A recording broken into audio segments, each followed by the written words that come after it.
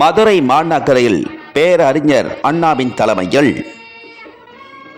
மக்கள் திலகம் எம்ஜிஆர் அவர்களின் மாபெரும் ரசிகர்கள் முன்னிலையிலும் மக்கள் முன்னிலையிலும் மாபெரும்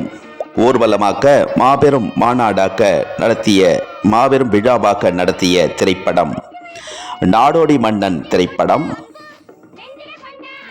எம்ஜிஆர் பிக்சர்ஸ் நிறுவனம் தயாரித்த நாடோடி மன்னன் திரைப்படத்தின் 100வது நாள் மாபெரும் வெற்றி விழாவினை கொண்டாடும் வகையில் பேரறிஞர் அண்ணாவின் தலைமையில் அண்ணாவினுடைய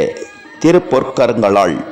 புரட்சித் தலைவர் எம்ஜிஆர் அவர்களுக்கு 110 சவரன் வைர வாள் பரிசாக வழங்கப்பட்டது. நாடோடி மன்னன் திரைப்படத்தில் நடித்த திரைக்கலைஞர்கள், அதாவது சாதாரண லைட் பாயில் இருந்து மிகப்பெரிய திரைக்கலைஞர்கள் அனைவருக்குமே